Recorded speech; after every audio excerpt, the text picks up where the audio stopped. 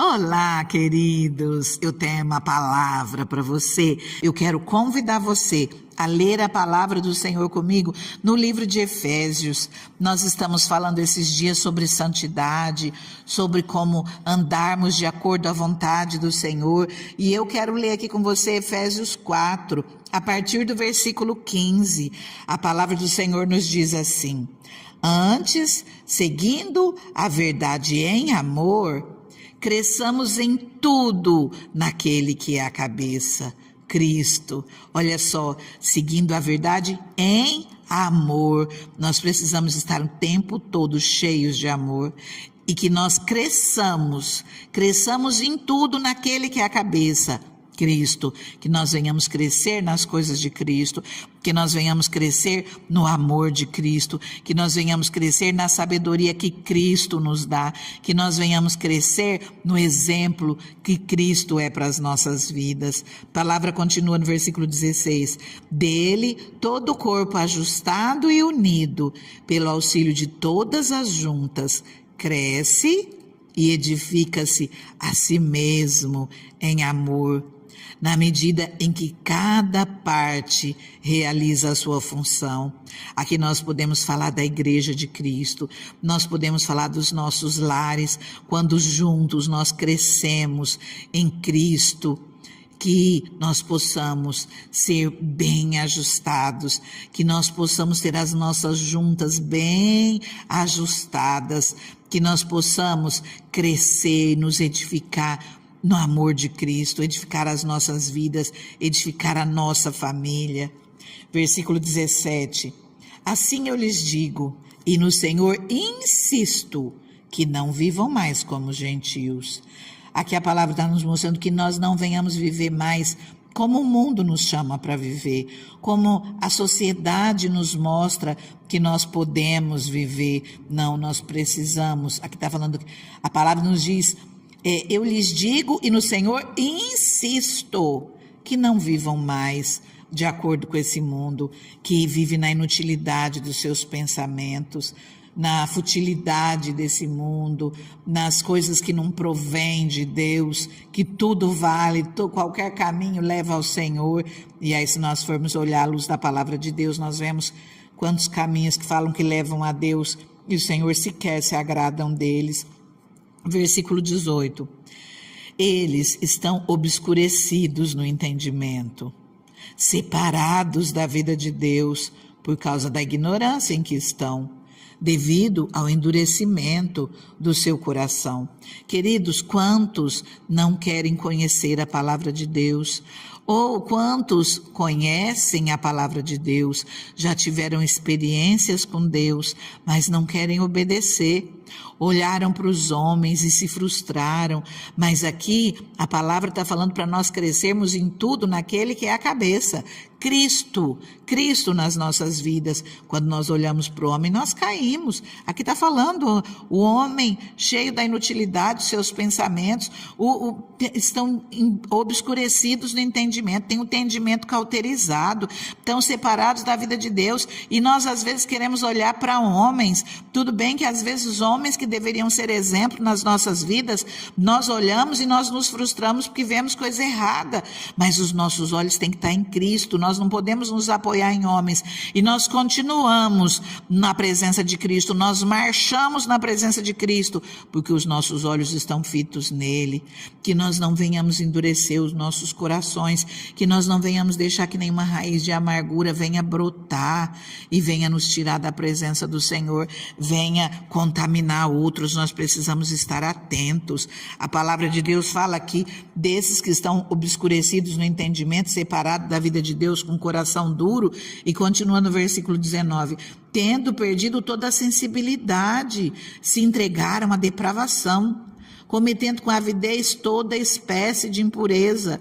Se você der uma olhadinha, reflete um pouquinho na sociedade que nós estamos vivendo. Vou repetir: tendo perdido toda a sensibilidade das coisas de Deus, do amor ao próximo, do respeito ao próximo. Se entregaram à depravação. Você lembra de alguma coisa com essa palavra? Se a gente ligar a televisão, se a gente vê qualquer coisa na internet, será que nos lembra algo? Se entregaram à depravação, cometendo com avidez toda espécie de impureza. Imagina como o Senhor pode estar olhando hoje para o mundo.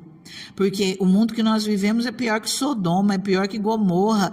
Como será que o Senhor olha para esse mundo de hoje?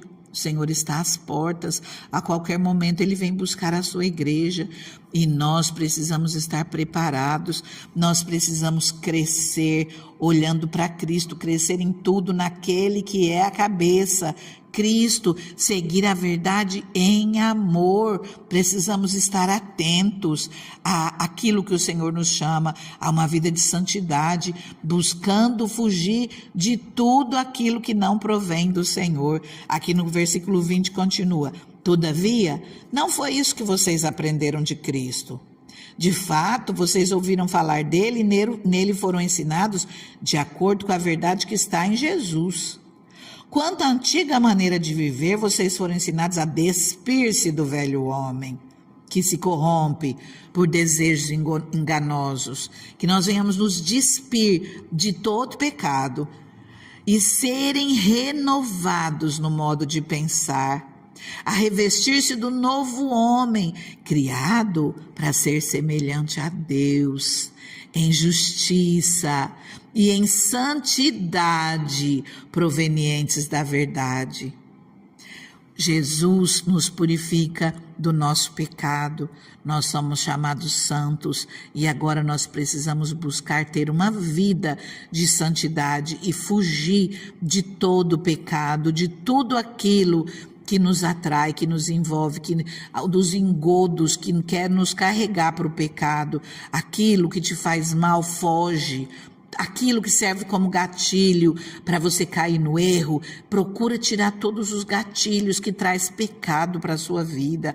Olha aquilo que faz você pecar e procura tirar do teu caminho. A palavra nos diz no versículo 25: portanto, cada um de vocês deve abandonar a mentira e falar a verdade ao seu próximo, pois todos somos membros de um só corpo.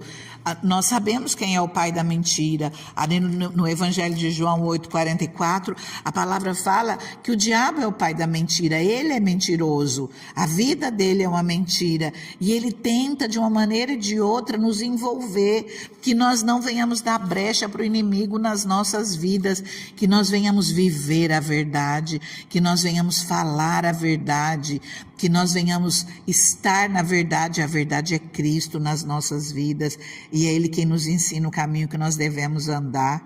A palavra fala no versículo 26, quando vocês ficarem irados, não pequem. Não está falando que você não vai se irar.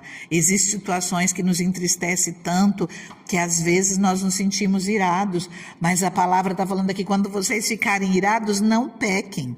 Apaziguem a sua ira antes que o sol se ponha. Quer dizer, antes de você ir dormir, acalma o teu coração, libera perdão, procura trazer paz para a sua vida, pede socorro para Deus se necessário for, mas não vai dormir irado. E a palavra continua, e não deem lugar ao diabo. Olha só, apaziguem a sua ira antes que o sol se ponha e não deem lugar ao diabo, porque o inimigo, ele usa as brechas, ele usa a nossa ira, ele usa a nossa raiva para nos enredar e nos levar para pecados, que nós estejamos atentos aos laços do inimigo e venhamos fugir, venhamos liberar perdão, venhamos pedir socorro de Deus para tirar toda a ira e trazer paz aos nossos corações, para que o inimigo não tenha lugar nas nossas vidas.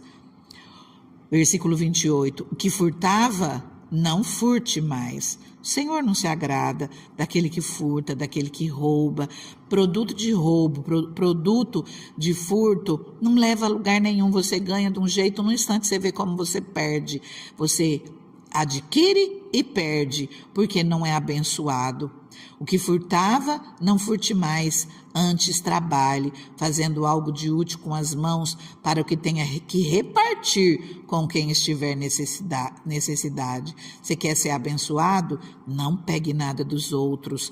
Não fique com o dinheiro dos outros. Se você receber um troco errado, devolva. Não engane nas contas, nos pesos, seja lá de que maneira for. Não pegue aquilo que não é teu. Você fazendo isso, quem vai abençoar você é Deus. É Ele quem vai honrar a tua vida, se você estiver em obediência à palavra dEle. Versículo 29. Nenhuma palavra torpe saia da boca de vocês. Quer dizer, nenhuma palavra que fere a decência, os bons costumes, mas apenas aquela que for útil para edificar os outros, conforme a necessidade, para que conceda graça aos que a ouvem. Então, tudo aquilo que for sair da sua boca, não tira sarro na cara dos outros, não irrita outras pessoas, não usa sei lá, chamando alguém por coisas negativas que a pessoa tenha, palavra que venha entristecer para de alguma maneira rebaixar o outro e a gente poder crescer. Isso é muito feio, isso não edifica, isso o Senhor não abençoa. Aqui fala para que saia da nossa boca somente aquilo que for útil para edificar o outro, para que conceda graça para aqueles que ouvem. Não entristeçam o Espírito Santo de Deus, com o qual vocês foram selados para o dia da redenção.